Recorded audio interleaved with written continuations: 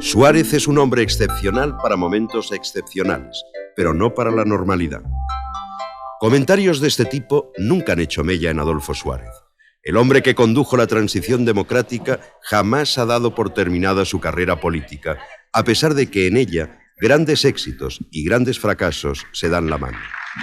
Los altibajos en la trayectoria del centro político no le han detenido. 8 años después de su fundación, el Centro Democrático y Social celebra su tercer congreso en el que el líder indiscutible, Adolfo Suárez, se enfrenta por primera vez a un reducido movimiento interno de oposición.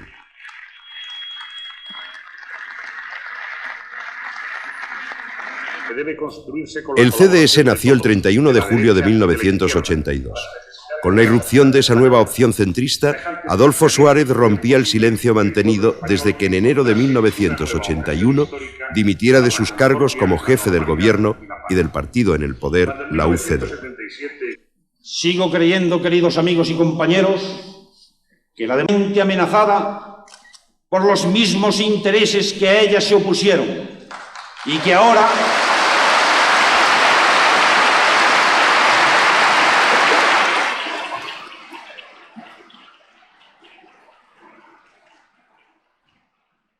esos mismos intereses pretenden utilizarla como medio para mantener unas situaciones de monopolio y de injusticia que la propia Constitución y la realidad misma hacen completamente inadmisibles. Pocos días después del Congreso, en la campaña de las elecciones generales del 82, Suárez disputó el espacio de centro a la UCD. Fue una campaña voluntarista, sin apenas dinero. El papel de Suárez en el golpe de Estado del 23F le había granjeado el respeto y la simpatía general. Pero los votos no llegaron. El resultado fue pésimo. El CDS obtuvo 2 diputados. Suárez y Rodríguez Sagún se sentaron en los escaños de un Congreso de los Diputados dominado por la arrolladora mayoría absoluta alcanzada por el PSOE. Empezaba así la travesía del desierto del expresidente. En la campaña electoral de 1986, el líder del CDS dibujó una estrategia con la que hostigar al PSOE desde posiciones radicales. Un programa político en el que concretó una de sus afirmaciones más polémicas expresada un año antes. Los socialistas me pasan por la derecha. En esta ocasión, su adversario en el centro no fue la UCD, sino el Partido Reformista que encabezaba el dirigente catalán Miquel Roca. Los resultados no dejaron lugar a dudas. El PSOE revalidaba la mayoría con una merma importante del voto popular. El partido de Fraga repetía escaños. Roca fracasaba estrepitosamente. Y los votos de la extinta UCD pasaban en bloque a manos de Suárez. De 2 diputados a 19. Del infierno al paraíso. El CDS se convertía en la tercera fuerza política. En un clima de euforia y de entusiasmo, el CDS celebró su segundo congreso en tierras de Convergencia y Unión. En Barcelona, alternativa al gobierno socialista, así como la virtud de demostrar a través de la crítica que el PSOE no era la fuerza política imparable que parecía. Los hombres del CDS estaban convencidos de que la hora del centro había llegado y que en las próximas elecciones generales Suárez tenía posibilidades de volver a la Moncloa. En 1988, Adolfo Suárez sorprende a propios y extraños al decidir el ingreso del CDS en la Internacional Liberal sin abandonar sus presupuestos socialdemócratas. En Pisa, Italia, Suárez se convierte en la estrella del Congreso de esta internacional, solo empañada por el abandono de Carmen Díez de Rivera, que no acepta la etiqueta liberal y se afilia al PSOE, y algún que otro disgusto en círculos del partido que consideran que la decisión se ha tomado sin las suficientes consultas. La huelga general del 14 de diciembre sacudió las estructuras políticas del país. El CDS apoyó decididamente las reivindicaciones sindicales. Según las crónicas de aquellos días, Julio Anguita ya no estaba solo a la izquierda del PSOE. En esta línea, Suárez no ahorró una severísima crítica al PSOE, 2 meses después del 14 de diciembre, durante el debate sobre el Estado de la Nación. Creo que lo más templado que cabe decir en este momento es que España vive un clima político enrarecido y confuso. ni la presidencia española de la Comunidad Económica, ni las conversaciones en curso para poner fin al terrorismo, ni la tasa de crecimiento de la economía, ni otros hechos positivos de la actualidad, a pesar de la importancia intrínseca y de las lógicas expectativas que abren, contribuyen, a mi juicio, a despejar la situación. Una situación que, embalsada durante tiempo, estalló en forma de paro general el 14 de diciembre y reflejó un descontento popular más extendido que el que dejaban entrever las reivindicaciones sindicales motivo de la convocatoria. Yo creo que hay algo más. La distorsión de las reglas no escritas de la democracia como régimen de opinión pública. Y sin embargo, unos meses después, en abril de 1989, se produce un punto de inflexión en la trayectoria política del CDS popular para desalojar del poder a los socialistas que gobiernan en precario en distintos ayuntamientos y autonomías. Los acuerdos entre el centro y la derecha se convierten en el leitmotiv de la campaña socialista y la defensa de Suárez y de su equipo no cuaja entre sus electores. El CDS pierde 2 eurodiputados. 4 meses después, en octubre del mismo año, las elecciones generales confirman el descenso apuntado en los comicios europeos. Suárez contempló cómo un sector de sus votantes corría en pos del nuevo líder de la derecha, José María Aznar, y cómo otro, quizás desconcertado por los virajes del partido, prefería quedarse en casa. La cotización política del CDS cayó en picado. Hoy, los dirigentes del CDS reconocen que los pactos con el Partido Popular fueron tácticamente un error. Hoy ya se ve con evidencia que no era verdad que CDS había dejado de ser de centro progresista, sino todo lo contrario, que lo seguía siendo.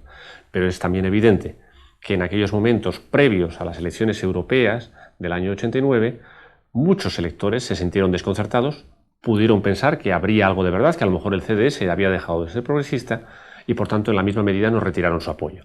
Por tanto, para nosotros es evidente que tácticamente fue una decisión equivocada, algo que en su esencia consideramos que era correcto, que era bueno y positivo cambiar unos malos gobiernos municipales en 3 o 4 ciudades de España, pero que dio la oportunidad a los adversarios políticos del CDS para romper nuestra imagen ante los ciudadanos. Por tanto, es evidente que pensamos que esos acuerdos eran en sí necesarios, pero que en aquel momento fueron inoportunos. Como era de prever, el descontento en el partido no tardó en aflorar a la superficie. Otro revés electoral antes de terminar el año, esta vez en Galicia, donde Fraga obtiene la mayoría absoluta, da nuevas bazas a los críticos. Las aguas bajan revueltas en diciembre y enero cuando se perfilan los detalles del tercer congreso. Fernando Castedo y Abel Cádiz son 2 de las cabezas visibles del sector llamado renovador, que entre otros cambios reclama un nuevo modelo de partido. Debe ser un modelo en el que, de alguna forma, y diciéndolo suavemente, el gobierno del partido sea un gobierno compartido y no un gobierno personal, no un gobierno personalista. Algún comentarista político ha dicho que lo que queríamos era una suave transición de lo que podría llamarse, por analogía, monarquía absoluta a monarquía constitucional. Eso es lo que queremos y de ahí se deriva todo lo demás. Los críticos apuntan que los virajes políticos son la causa del declive electoral y no ocultan su disconformidad con la posición adoptada en el debate parlamentario sobre el caso Guerra. Un partido que en un periodo relativamente corto se inscribe en la Internacional Liberal, que al poco apoya las tesis del 14D, que al poco pacta con la derecha y que al poco, en un debate tan importante sobre la moralidad del sistema, se inhibe como si no fuera con él, en lo que significaba claramente, rotundamente, una petición de dimisión del vicepresidente de gobierno, obviamente está confundiendo a su electorado de manera clara. ¿Cuáles serían esas carencias a su juicio que tendría que reflexionar? Bueno, pues la real asunción por la militancia de los problemas y de las decisiones del mando, la conexión más nítida y más auténtica entre los órganos de gobierno y la base, que produce una disolución, un desencantamiento de las bases y que en definitiva, pues yo creo que son la causa de en buena parte de estos, digamos, desastres electorales últimos. La dirección centrista niega que exista complicidad en su estrategia parlamentaria con el PSOE en el caso Guerra. y defiende que lo importante es tratar de erradicar el tráfico de influencias, los abusos y las corruptelas. Yo entiendo y entendemos que el CDS no ha dado ningún cambio estratégico. Desde el año 82 viene defendiendo posiciones políticas propias de su ideología social liberal y progresista, de defensa radical de las libertades, de combate por la ética, de búsqueda del estado de bienestar. Pero siempre hemos practicado un estilo político, que es que nos interesa más ir a la raíz de los problemas que a la búsqueda y captura de caza de brujas. A todo esto, los críticos opinan que el partido corre un riesgo cierto de satelización. Pero desde la dirección se asegura que el CDS no actuará de acólito del Partido Popular, conservando la independencia política con la que nació el partido en 1982. Es, dicen, el PSOE quien ha cambiado hoy de talante. Durante 7 años el CDS ha dicho lo mismo que está diciendo ahora. Durante 7 años el Partido Socialista no ha querido dialogar nada. Hoy cosas que decíamos hace un año o 6 meses, o hace 2 años, o hace 3 años, parece estar dispuesto a discutirlo. ¿De qué vale que yo diga que yo estoy dispuesto a desarrollar un acuerdo político para sacar adelante el salario social o una política de jubilados determinada si el que tiene la mayoría no quiere discutir? No vale para nada. Mi afirmación. Yo digo y decimos que estamos dispuestos a colaborar a todo lo que sea poner en marcha en la sociedad nuestras ideas. Y cada cual lo entenderá como quiera. La posibilidad de que el CDS renuncie a su vocación mayoritaria para convertirse en un partido bisagra ha estado presente en el debate precongresual. El propio Adolfo Suárez reconocía hace unos días que hoy por hoy el CDS no tiene fuerza electoral para ser alternativa. El CDS, a mi juicio, no debe renunciar a su vocación de partido mayoritario. Pero es evidente, por otra parte, que en la situación actual y después de 3 elecciones o 4 elecciones, el CDS ocupa un espacio político muy lejano todavía para ser un partido mayoritario. Y tiene que asumir esa realidad.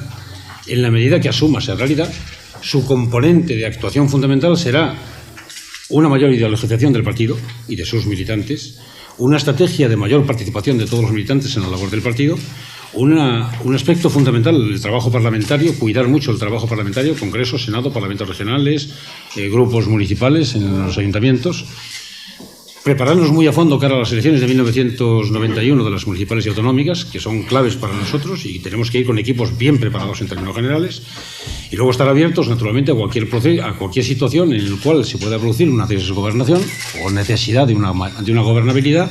Estaríamos naturalmente abiertos a facilitar o a colaborar en esa gobernabilidad. Naturalmente que tendría que hacerse, supongo yo que tendría que hacerse, y así lo determinará el Congreso en su momento, hombre, con aquella o aquellas fuerzas políticas que lógicamente asuman el planteamiento social liberal progresista de nuestro partido, con las que se podría empezar a tener alguna conversación, pero en principio no contemplamos en modo alguno a corto plazo o a medio plazo ningún tipo de coaliciones. En el Congreso de Torremolinos, cuyas puertas se han abierto hoy, no habrá grandes sorpresas, ya que la presencia de compromisarios afines a la dirección es abrumadoramente mayoritaria. En todo caso, será algo movido. Lo que se intentará es hacer un esfuerzo para planificar la recuperación del voto de cara a las próximas elecciones municipales. Este es el reto que se ha fijado el presidente del partido, Adolfo Suárez. Un presidente al que sus propios colaboradores reprochan sus silencios con la prensa o su escaso interés por aparecer en público, pero cuyo liderazgo nadie, ni siquiera los críticos, discuten, porque Suárez sigue siendo el mejor activo con que cuenta el CDS.